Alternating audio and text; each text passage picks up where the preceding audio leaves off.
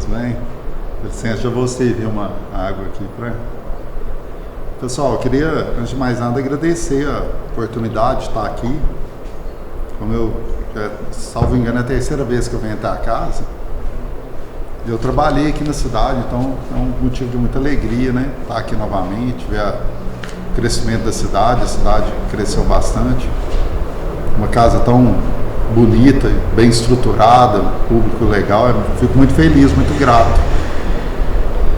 E eu queria mencionar também que é com muito respeito, né, que a gente assume a responsabilidade de conduzir uma reflexão. Estou aqui para aprender com todos, a gente tenta só colocar alguns pontos para que a gente possa refletir juntos, né?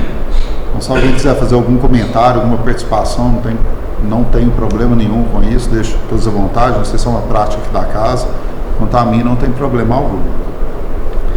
É muito importante, eu acho que é muito importante dizer isso, porque a grandeza do Evangelho, né, a grandeza do Cristo é algo que foge da nossa percepção.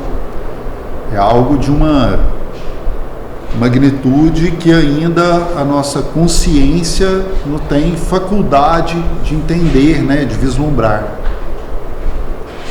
Algo que nos dá um pouco de norte, né? Que a gente já começa a saborear algo nesse sentido, é a própria doutrina espírita, né? Essa doutrina que uma das definições pessoais que eu tenho da doutrina é como sendo algo libertador. E a doutrina nos liberta, né? Como o Sr. Otto, né? O Otto acabou de falar aqui que sem Jesus no coração fica mais difícil, fica mais puxado, né? Os desafios eles ganham proporção, fica mais complexo de lidar com o dia a dia, né? Visto que nenhum de nós viemos a passeio, isso é um fato. Todos nós temos um projeto, né? Uma determinação, um planejamento encarnatório no qual adentramos aí no corpo físico para ser alcançado. Temos um objetivo a alcançar, uma missão, algo a aprender principalmente, né?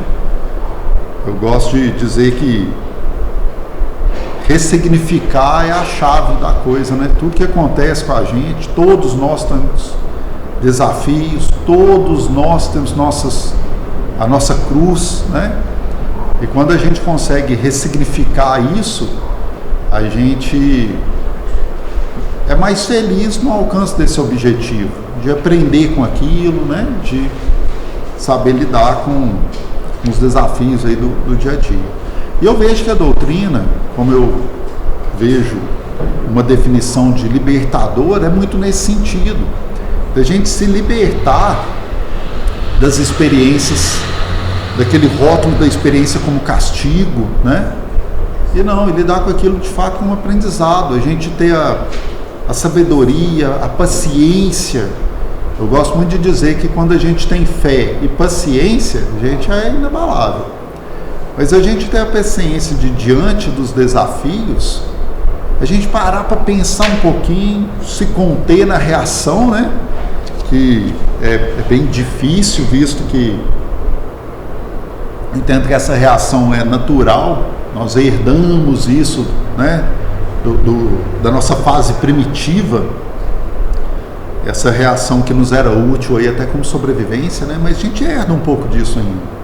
Então a gente depara com desafios no dia a dia e uma das primeiras coisas que a gente faz é reagir, né? A humanidade de forma geral. Vou falar a gente, né? Eu já vejo que muitas pessoas têm uma sabedoria muito, muito grande, já começam, né? A gente vai amadurecendo, começa a reparar isso. São pessoas que, inclusive, numa cultura mundana, vamos dizer assim, do dia a dia, aquela questão material ali do dia a dia mesmo, que elas são taxadas até como pessoas bobas, né? A pessoa ali é boba, deixa o outro pisar nela, não reage. Você tem que se posicionar. Será que tudo merece uma reação? Talvez não, a espiritualidade trabalha por nós o tempo todo, não é verdade? Talvez a reação que é necessária de nós, que é esperado de nós, é justamente o entendimento.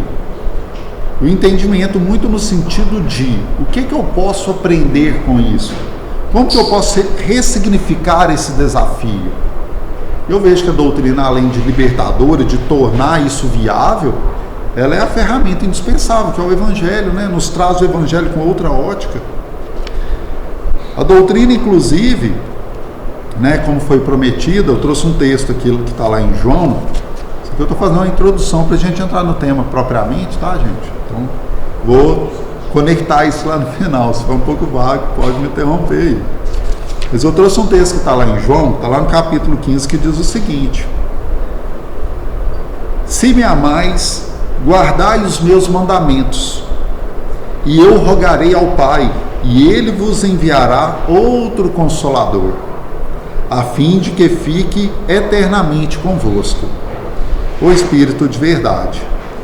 O Consolador que o meu Pai enviará, em meu nome, vos ensinará todas as coisas, e vos fará recordar tudo que vos tenho dito. Retribuir o mal com o bem. A gente esquece, a humanidade esqueceu. E eu quis falar um pouquinho da doutrina nesse sentido e trazer a conexão com esse texto, porque eu entendo que o Consolador, a nossa doutrina, né, tão bonita, tão libertadora, tão útil, tão eficiente, ela é algo que de fato nos faz lembrar o que Jesus disse.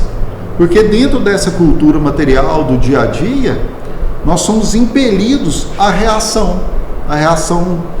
né, primitiva, a tudo que nos acontece. Qualquer mal que nos acontece, a gente culturalmente, a gente tem o mau hábito de reagir e devolver aquilo que a gente recebeu, que a gente julga ser algo ruim, né, algo do mal.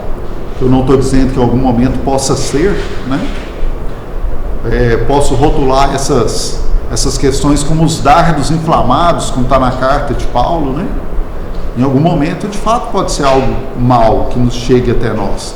Sabemos que a gente está numa fase aí onde em breve o joio vai ser separado do trigo. O joio cresce com o trigo. Estamos todos misturados, então em algum momento a gente vai esbarrar nesse joio, sim. Quem sabe até nós mesmos sendo esse joio, que a luta maior é de nós conosco mesmos, né? A gente está aqui para se melhorar. Presunção enorme a gente achar que vai melhorar o outro, que vai curar o outro. Isso não acontece. Vou dar um exemplo. Eu estava preparando, acho que foi esse tema mesmo, e eu me deparei sem querer com um tema sobre a cura do Tiago menor, tinha um problema da perna, né? Eu me deparei com esse tema várias vezes. E tem uma explicação lá do porquê que Jesus não curou o Tiago menor, que ele chegou a pedir: Jesus, por que o Senhor não me curastes, né? Tem o meu problema aqui. E Jesus disse a ele que algumas pessoas precisavam ser curadas, né? Porque elas não acreditariam, era como um gatilho para elas. Mas Tiago já seguia Jesus. Ele já estava se curando quando ele seguia Jesus, ele já estava se curando, ele não precisava daquela cura para acreditar, né?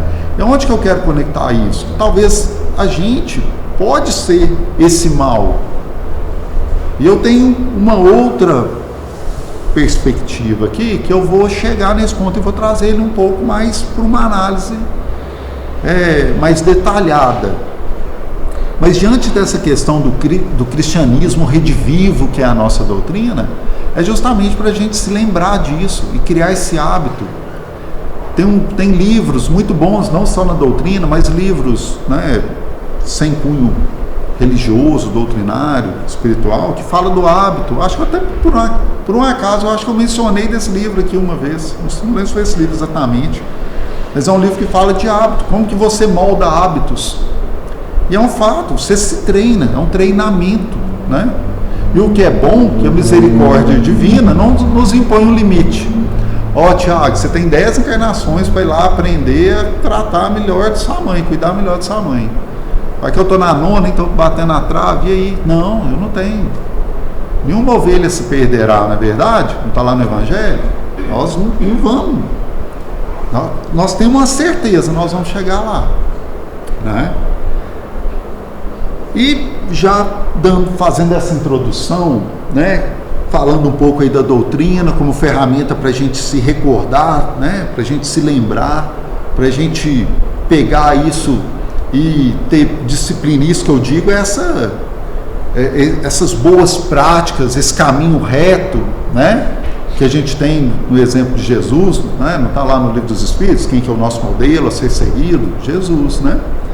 Então, para que a gente tenha essa ferramenta maravilhosa, porque a gente lance mão dela, né? Quis fazer essa introdução para a gente trazer isso como ferramenta. Eu vou entrar no texto do lado do Evangelho, que é o tema nosso proposto, que é onde a passagem diz o seguinte: amarei o vosso próximo e odiareis os vossos inimigos.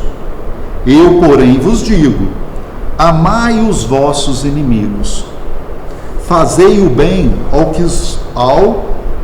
aos que vos odeiam, e orai pelo que vos perseguem e caluniam, a fim de serdes filhos do vosso Pai que estás nos céus, e que faz se levante o sol para os bons e para os maus. O sol não brilha para todo mundo, não é verdade? E faz com que chova sobre os justos e os injustos. Porque se só amardes os que vos amam, qual será a vossa recompensa? Não procedem assim também os publicanos? Se apenas os vossos irmãos saudardes, que é o que com isso fazeis mais do que os outros? Não fazem outro tanto os pagãos? Ou seja, né, dentro dessa passagem, o que a gente pode refletir?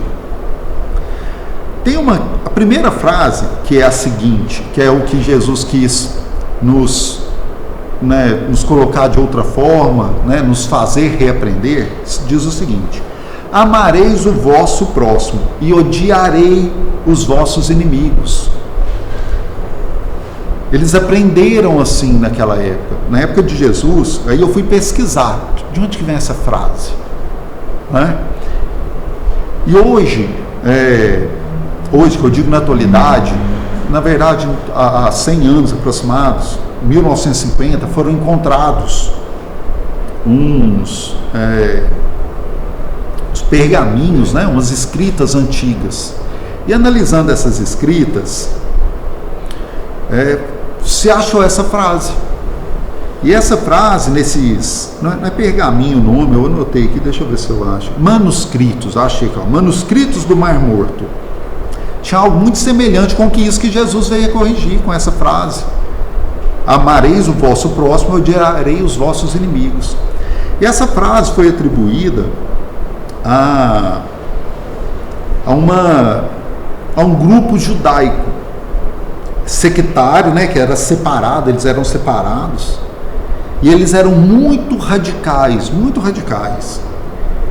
Esse grupo existia na Judéia, muito provavelmente ali num trecho que Jesus sempre estava presente, né, num trecho onde estavam as pessoas instaladas para quem Jesus estava sempre ensinando, né, com parábolas, com exemplos.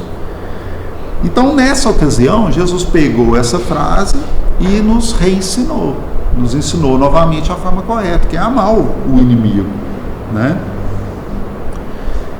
Isso me faz uma conexão que ela vem um pouquinho na parte da gente ser o joio, que eu falei que eu ia detalhar um pouquinho. Então, vou voltar nessa parte agora. Tem uma parábola do Cristo, que é a parábola do servo, que ele tinha uma dívida e a dívida dele foi perdoada. Vocês lembram dessa parábola? Né? Tinha um servo, vou contar essa parábola aqui. Se eu pular algum detalhe, vocês por favor me corrijam. Tinha um senhor, né, que tinha vários servos, Esse senhor, ele tinha que fazer um acerto com esses servos. Esses servos, alguns deles deviam para esse senhor. E um desses servos, ele devia uma quantia impagável, a quantia era muito grande, né? Isso é um detalhe da parábola, porque a quantia era praticamente impossível de ser paga. E a lei da época permitia que esse senhor, ele ordenasse que esse servo fosse preso até que fosse pago. E que a família desse servo, os filhos, a esposa, fossem vendidos como escravos para pagar essa dívida. E esse servo, quando ele foi fazer o acerto dele lá com o Senhor, né? Esse servo, ele se prostrou de joelhos e pediu misericórdia do Senhor. E ele falava, eu vou pagar. Olha que interessante. Tem muito significado, gente. Não tem uma vírgula fora do lugar. E ele falava, eu vou pagar. Mas a dívida era impagável. E esse senhor, movido por misericórdia, vendo, né, que ele se empenhou ali de joelho e pediu, esse senhor perdoou essa dívida. E saiu o servo ali cheio de vida, né, gozando de plena liberdade. Ele já não devia mais, né? E foi viver a vida dele. E o que aconteceu? Esse servo se encontrou com um outro servo. E esse outro servo devia para ele. Só que ele devia pouquinho, uma dívida fácil de pagar. Uma dívida ali equivalente a alguns meses, algumas semanas de trabalho. E o que ele fez? Quando ele viu esse servo, ele catou ele pelo colarinho, quase que tirando o ar dele, e cobrou dele a dívida. Eu quero minha dívida, eu quero receber. E ele sem condições de quitar aquela dívida naquele momento. Esse servo que outrora foi perdoado, ele não perdoou para quem ele estava cobrando, né? De quem ele estava cobrando. E esse segundo servo foi preso. Até que ele pagasse a dívida, ele ia ficar preso. E o que aconteceu? Esse senhor, né? Isso chegou ao conhecimento do senhor. E esse senhor, a partir daí, já não perdoou mais essa dívida, lançou esse servo a rebelia ali da própria sorte, onde ele seria cobrado de várias outras formas. Por que eu achei está lá em Mateus, tá? No capítulo 18. Eu achei muito interessante, porque eu costumo dizer que a humanidade está muito distraída. A humanidade está extremamente distraída. E no cristianismo redivivo, a misericórdia divina se mostra nos pequenos detalhes. Mesmo com a vinda de Jesus, deixando o Evangelho como um passo a passo para que a gente se dê bem, não estou nem falando do outro, mas para que a gente siga aquele Evangelho e a gente consiga ser feliz, se dar bem, conquistar o reino, né? O reino dos céus, ele não está dentro de cada um de nós, para que a gente enxergue esse reino e a gente vá conquistando, a gente vá se conhecendo, vá aprendendo a lidar. Mesmo dessa forma, nos últimos 2000 anos, a humanidade foi se desviando, foi se distraindo, não por ignorância, mas por opção, pegava o Evangelho, colocava na gavetinha lá. Por que eu estou dizendo isso? Porque quando a gente deve, igual o servo lá, quando a gente está devendo, a gente pede perdão, a gente quer ser perdoado, né? A gente roga a lei de amor, não é isso? João não definiu Deus como Deus é amor. A lei do Cristo não é uma lei de amor que nos deixou esse ensinamento. Então, quando a gente deve, a gente ainda roga pelo perdão, né? Quer acessar essa lei de amor. Mas quando a gente vai cobrar, a gente vai lá no olho por olho, no dente por dente. Não é verdade? Que é aquele impulso primitivo que a gente tem, né?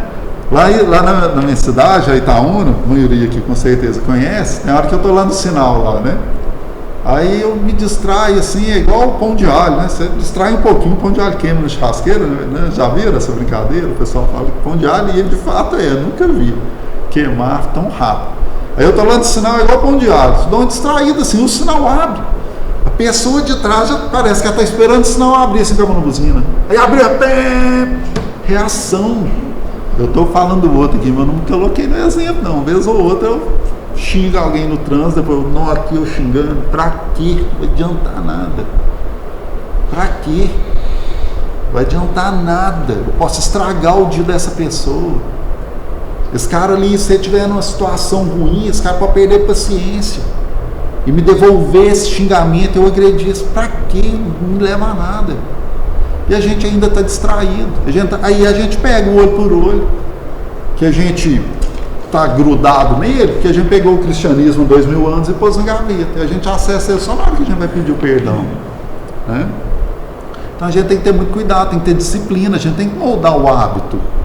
A gente tem que treinar, tem que tentar. Aqui, ó, eu vi ali que mais cedo.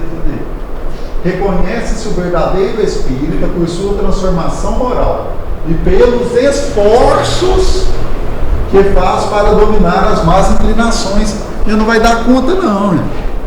Ó, que legal, sair aqui, o santo, não vai. Mas me esforçar eu posso, tentar eu posso. Eu tenho livre-arbítrio, eu tenho poder de escolha. Eu posso escolher tentar ser melhor. Ah, mas é um passo extraordinário. Não é verdade?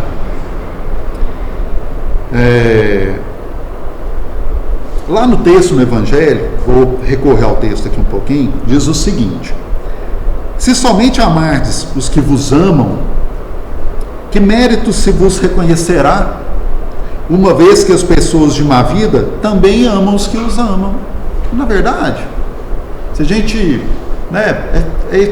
quando eu falo isso, parece que eu tenho que ter muito cuidado para não correr o risco de julgar.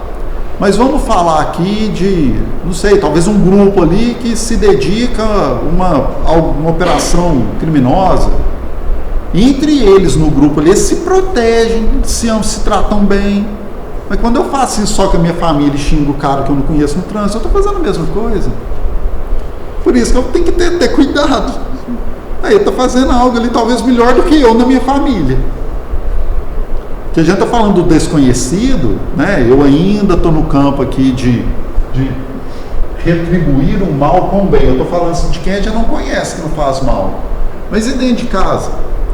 A definição da família, para mim, que eu mais gosto é de Emmanuel. Oficina de redenção. Para mim é extraordinário. Tem um capítulo no Vinha de Luz, inclusive, que tem o seguinte título: aquele que comigo come no prato, esse há de me trair. Não sei se alguém aqui já leu esse capítulo lá no Vinha de Luz, né? Que é o quê? A gente vai esperar agressões, né? Eu falei aqui que às vezes são agressões que a gente julga ser más, às vezes não é. Às vezes é algo que vai me dar uma oportunidade de crescimento, de aprendizado tremenda. Mas a gente pode esperar isso aqui dentro da família também. Não tem aqui parente, que você não tem tanta afinidade, que sempre está te dando alfinetada ali. Ah, meu Deus do céu, eu ia fazer uma festinha lá em casa, eu vou ter que chamar o fulano. Não é verdade, gente? É verdade. E a gente,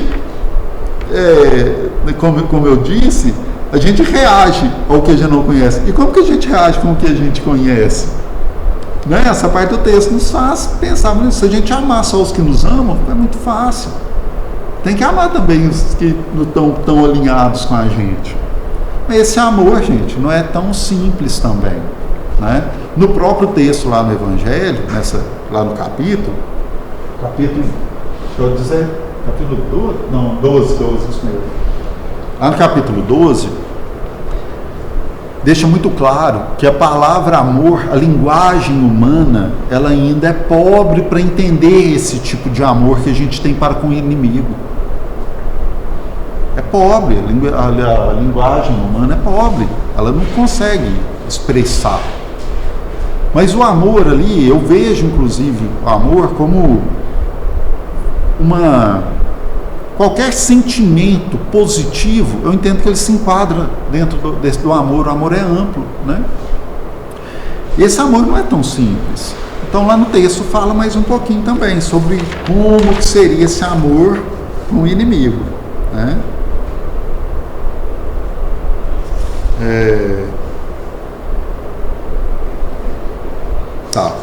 Uma questão para a gente entrar nesse amor, de como que é amar esse inimigo. Por quê?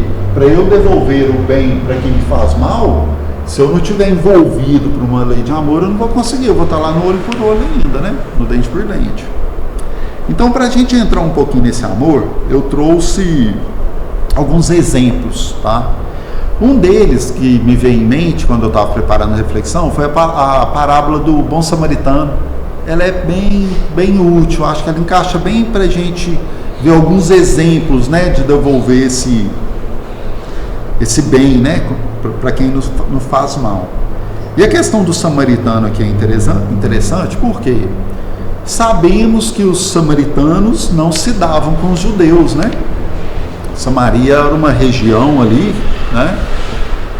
Uma região onde Samaria, inclusive, era, vamos dizer que é capital ali. Em algum momento as tribos, né, se separaram, século 8 a.C.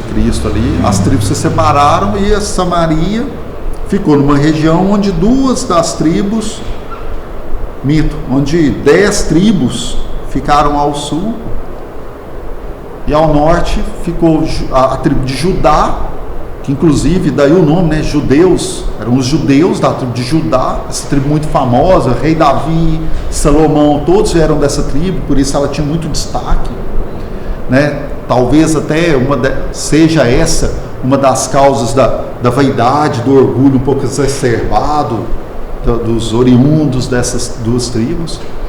E ao sul as outras 10 tribos, que se separaram depois inclusive da morte do rei Salomão.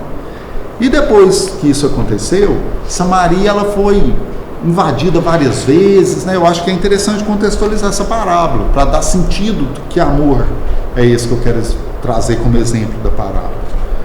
Então, Samaria foi invadida várias vezes, eles já não compartilhavam dos mesmos conceitos religiosos, vamos dizer assim. Algo conquistado com muito esforço, que foi a crença num Deus único, se perdeu. Uma idolatria cresceu lá na região da Samaria. Enfim, os samaritanos eram vistos como pessoas que estavam indo contra aquela religião já definida ali pelos judeus. Então, eles não se davam, não tinha relacionamento de espécie nenhuma.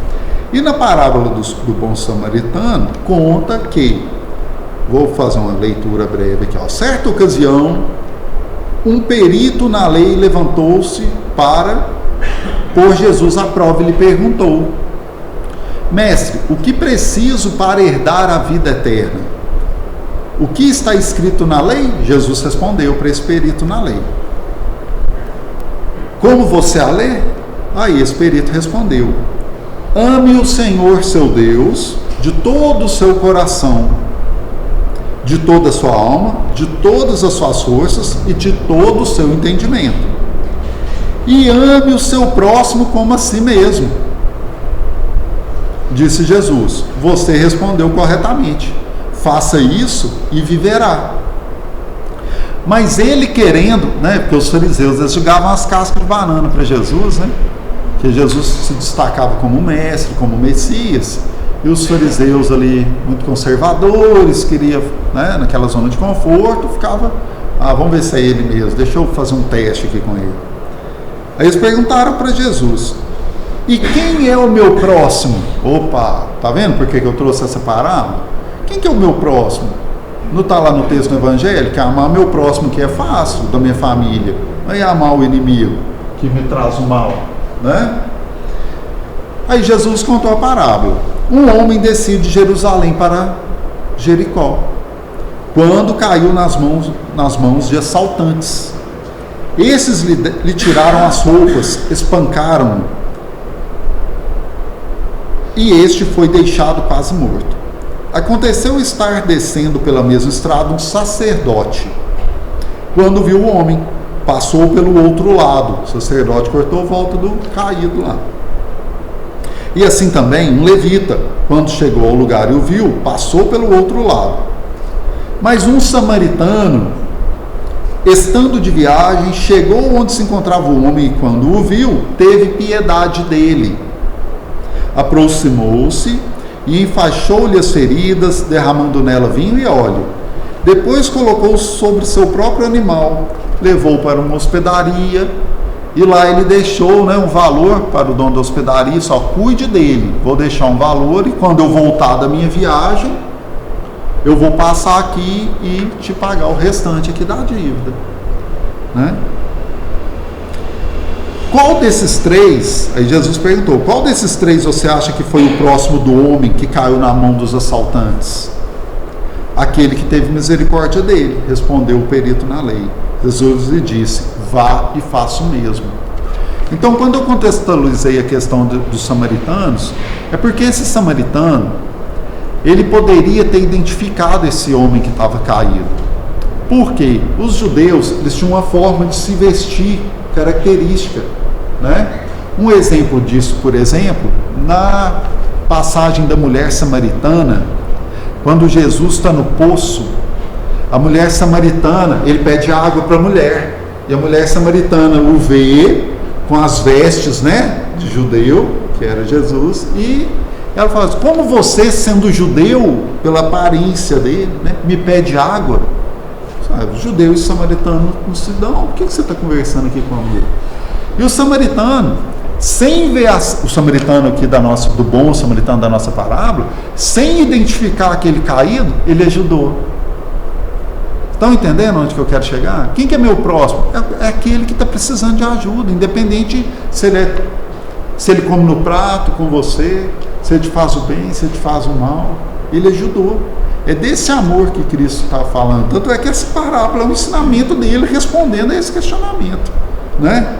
De como, qual que era a pergunta? Vamos ver aqui. O que fazer para herdar a vida eterna?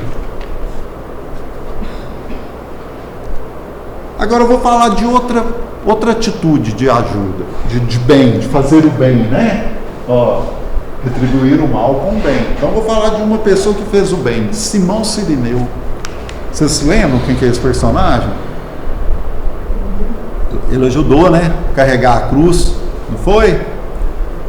De Jesus, ele ajudou a levar essa cruz lá para Gólgota, né? Que era o monte lá onde Jesus foi crucificado. E como que isso se deu, né? Os soldados ali, né, romanos, estavam na base do chicote mesmo, violência extrema, né?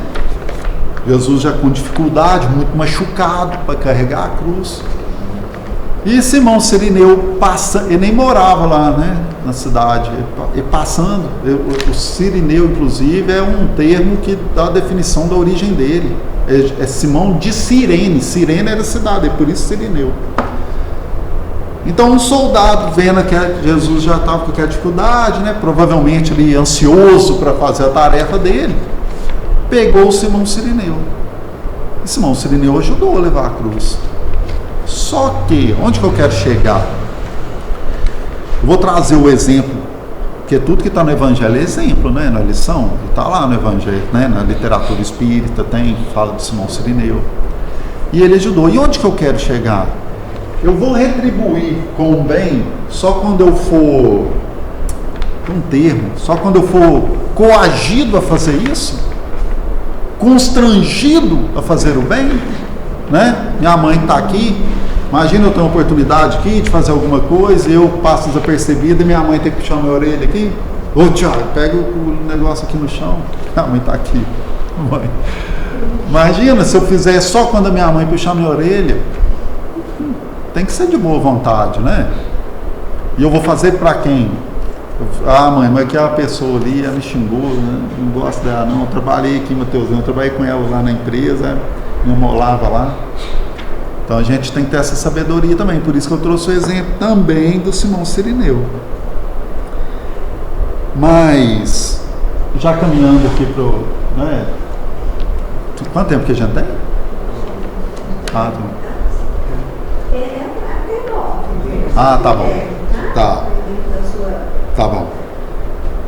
Mas já tentando aqui chegar iniciar numa fase aqui de conclusão, falando de como que a gente ama esse inimigo, porque eu dei alguns exemplos aqui do bem, né? De que bem que a gente pode fazer para o próximo. Mas para o inimigo, o que é que pisa no calo da gente? Né? Porque esse aqui do bom samaritano era um cara caído ali, até então ele não tinha feito nada para o samaritano, né?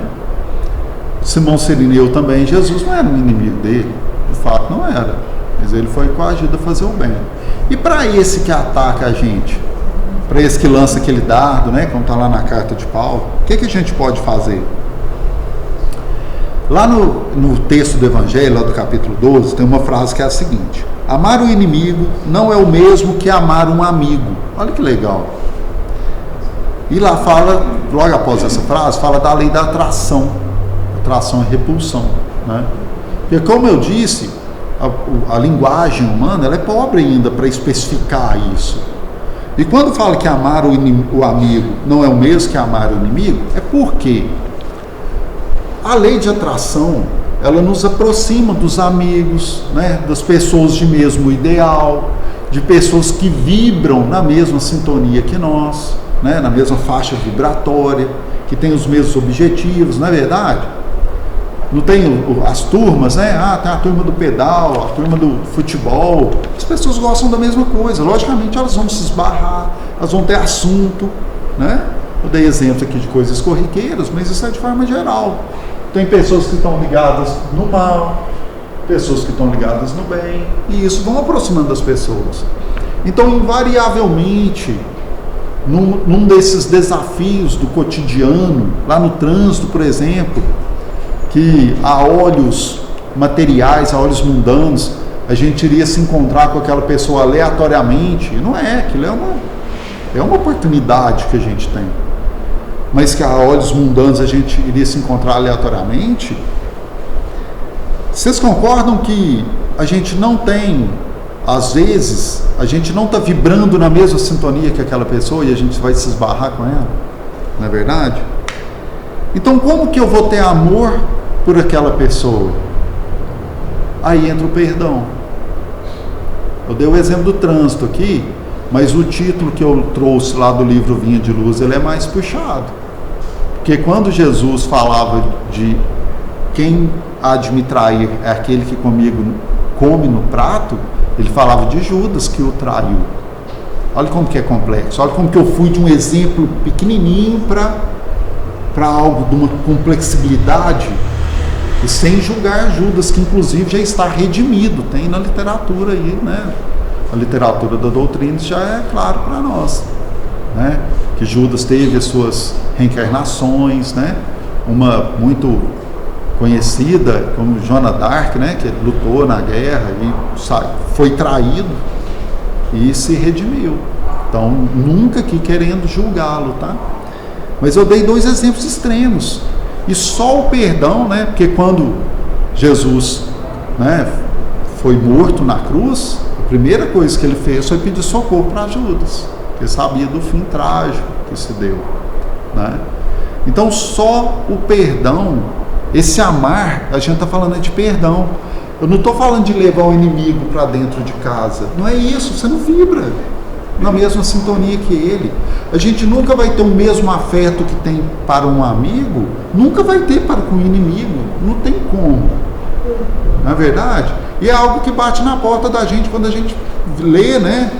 Amai o vosso inimigo. Vou ter que levar ele para dentro da minha casa, como é que é isso? É difícil de entender. E se a gente não fizer essa análise mais ampla, se dedicar, se debruçar um pouquinho, fica complexo de chegar numa conclusão dessa, né?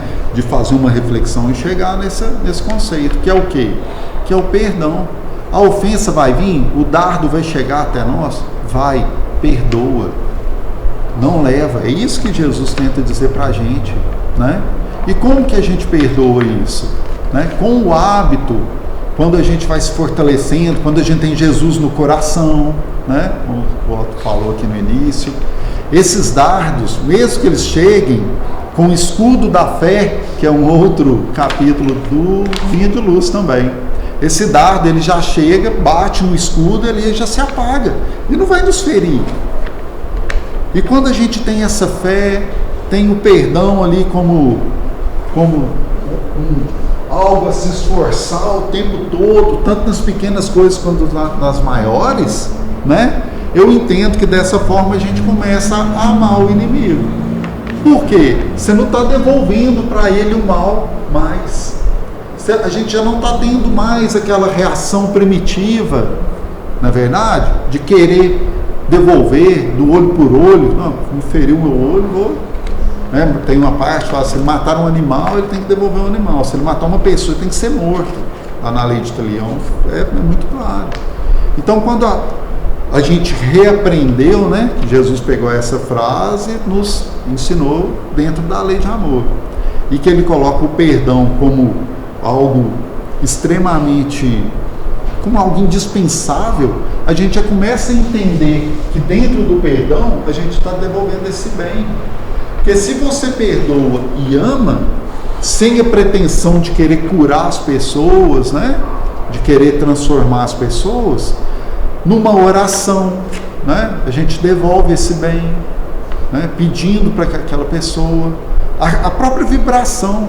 Se a gente não devolve uma vibração ruim para aquela pessoa, a gente não está alimentando aquela atitude, né? Então, dessa forma, a gente começa a pôr o pezinho aí nesse amor com o inimigo, a querer pelo menos entender para vir um esforço posteriormente, e a gente tentar tirar aquele cristianismo aqui da gaveta e começar a viver de fato, que é algo que eu acho que a humanidade ainda se distrai com muita frequência. Falo por mim, eu saí aqui no trânsito aqui, toma fechada ali, ó, o nervo vai, a adrenalina vai lá em cima, a reação é buzinar, é frear, é xingar, né? Como que a gente pode transformar o dia de uma pessoa? Se essa pessoa está com, não sei, um desafio em casa, esposa lá, talvez passando mal, um pai, uma mãe, um filho, né? Se a gente tem um pouquinho de paciência, segura, ô irmão, não, pode ir, tá tranquilo. Cara, que a pessoa vai te dar um sorriso, o dia dela vai se transformar.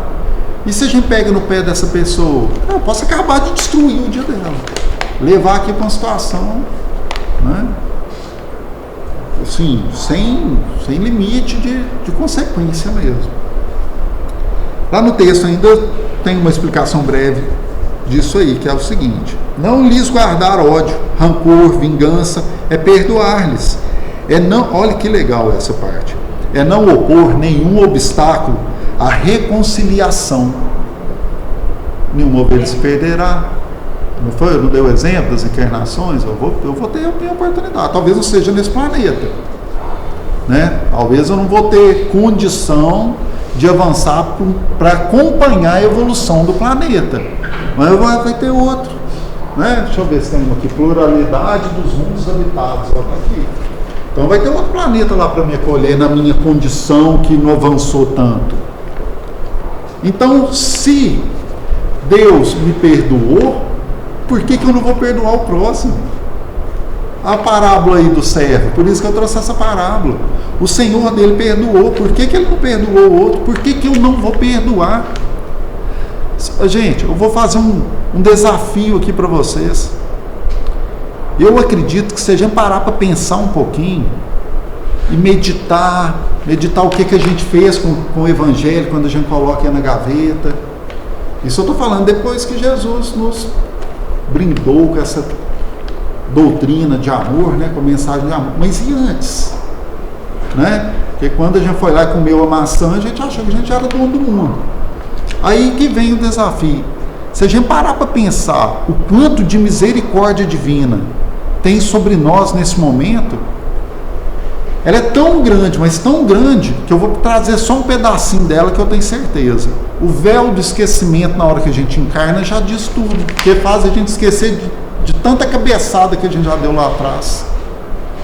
E se essa misericórdia ela é inesgotável, ela nos presenteia a todo momento, ela nos dá uma segunda chance a todo momento, para que eu vou pôr um empecilho aqui numa reconciliação? E é o que a gente faz. Por quê? É o orgulho, vaidade e orgulho. O egoísmo, né, que é o pai desses sentimentos todos.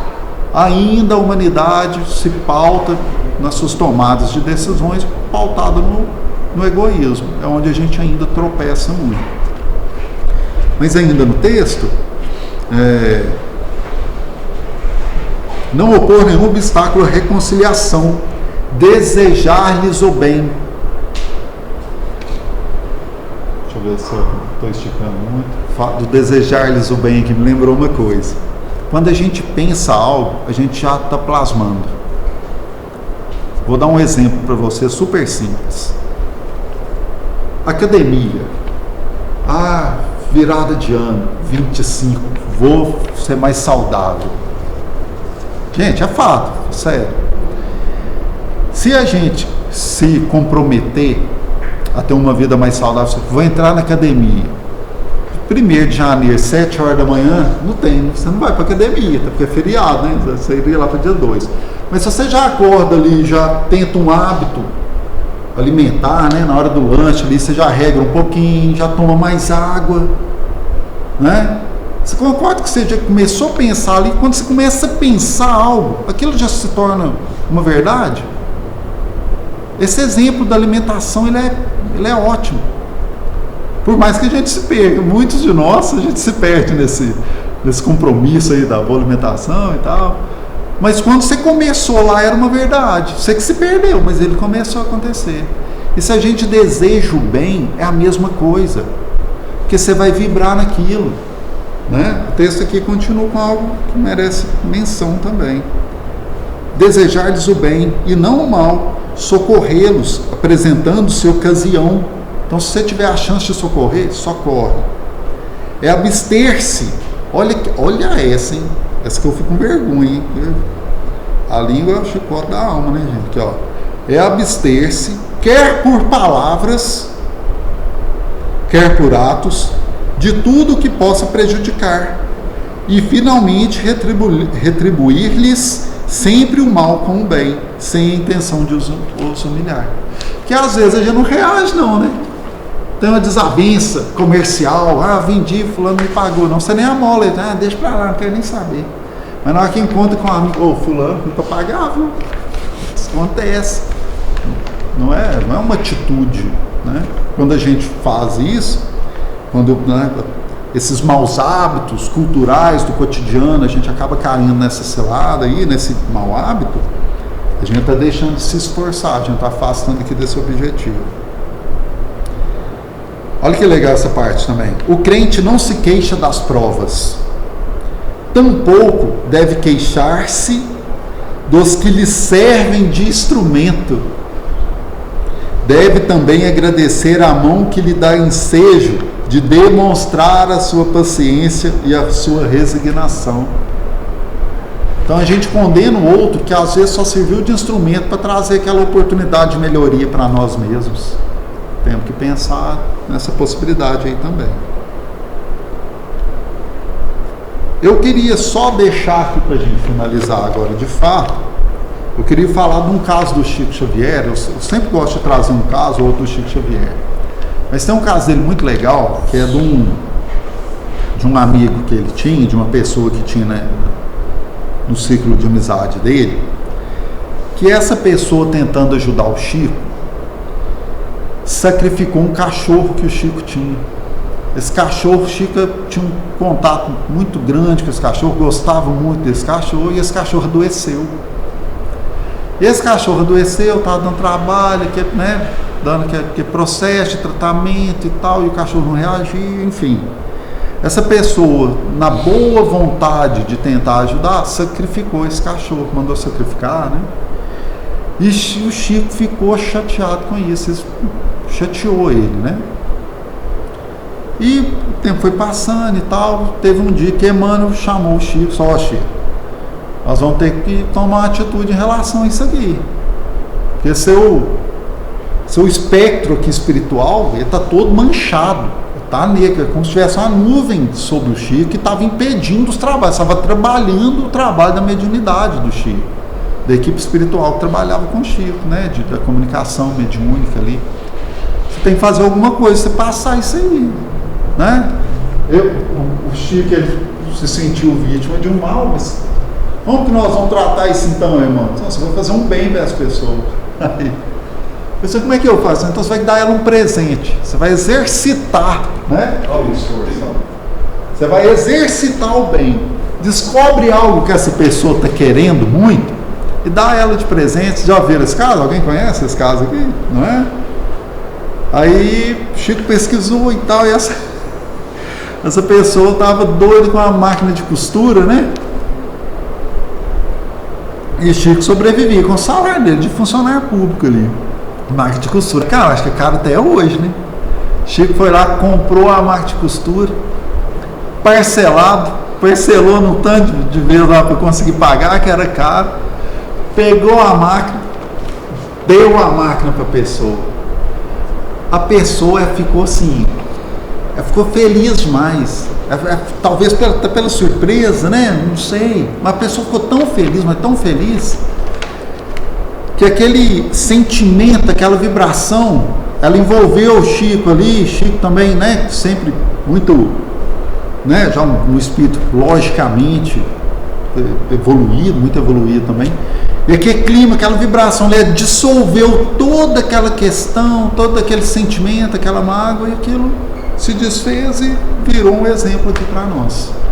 Então eu queria finalizar com esse caso, que eu acho que dá para dar uma pincelada muito no assunto aí de retribuir o mal com o bem.